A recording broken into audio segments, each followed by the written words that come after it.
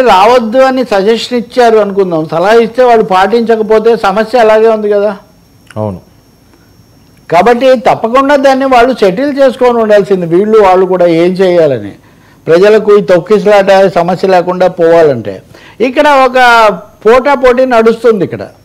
అంటే పోలీసులు తప్ప, అల్లు అర్జున్ తప్ప, లేకపోతే ఇంకొకటి అన్నది వచ్చినప్పుడు మీరు జాగ్రత్త తీసుకోకపోవడం వల్ల కదా. మీరు గమనించండి, హైకోర్టు కూడా ముందస్తు బెయిల్ ఇస్తున్నప్పుడు ఒక మాట అంది. ముందస్తు కూడా కాదు, అది పరిమితమైన ఇంటరిమ్ బెయిల్, మధ్యంతర బెయిల్ 4 వారాలు. దాంట్లో వాళ్ళు ఏమన్నారంటే అతను ఎలా బాధ్యుడు అవుతాడు, అతనేమో అక్కడ లేడు కదా అనే ఒక మాట హైకోర్టు కూడా కామెంట్స్లో చేసింది. ఇంకోటి, యాక్టర్లకు ప్రత్యేకమైన హక్కులు ఏముండవు నిజమే, కానీ మామూలు వాళ్ళకు ఉండే హక్కులు యాక్టర్లకు కూడా ఉంటాయి కదా.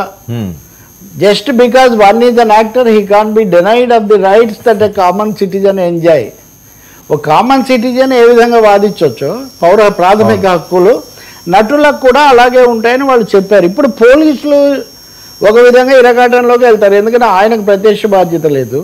ఆయన అరెస్ట్ చేయడం కుట్ర అది ఇదని కొంతమంది భావిస్తున్నారు, కొంతమంది, ఇట్స్ నాట్ మై ఒపీనియన్. అది ఒక పెద్ద ప్రచారం జరుగుతుంది. మూడవది, మేము లేఖ రాసినా మాకు సమాధానం